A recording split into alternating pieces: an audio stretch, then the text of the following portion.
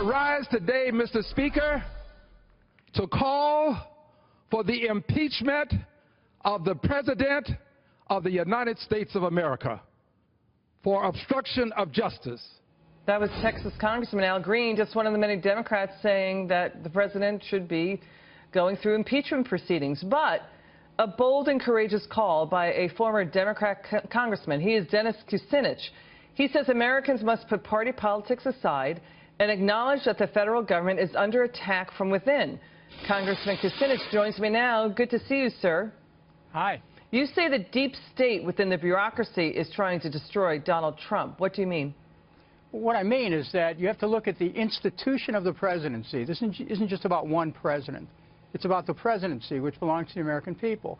And when you look at the leaks, the anonymous sources coming from intelligence agencies like the CIA and the FBI, they're aimed at upending the presidency, not just the president.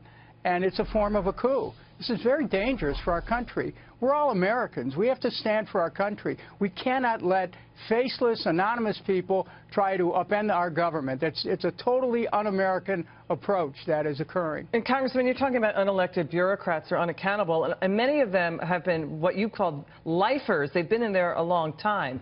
These individuals you say are doing this. Which agencies do you think are the worst when it comes to what you're asserting? I don't want to characterize a particular agency. I can give you an example.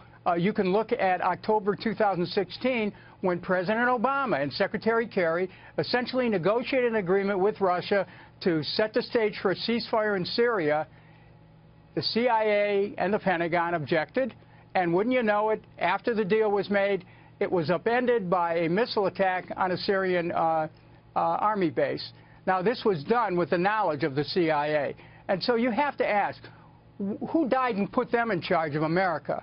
We've got to protect the presidency, and we've got to stop these agencies from trying to upend it with rumors and innuendo. It's totally un-American, the approach that's being taken, and Americans of every political party need to resist it, to stand up and speak out and say, stop it, stop this attack. You know, the deep state, if we'll go along with that term, that this national security apparatus basically spied on the Trump transition team, and there was no accountability there, right?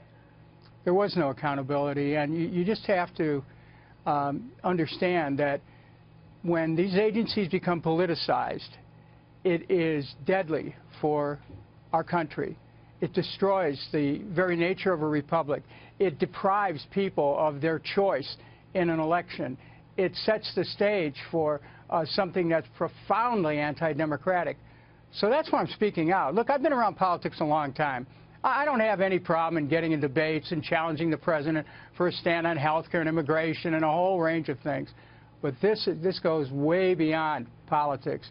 This goes to us trying to sabotage the very nature of our government, and we've got to see this. We've got to put a stop to it. It could happen to Democrats, too, right? So what needs to be done?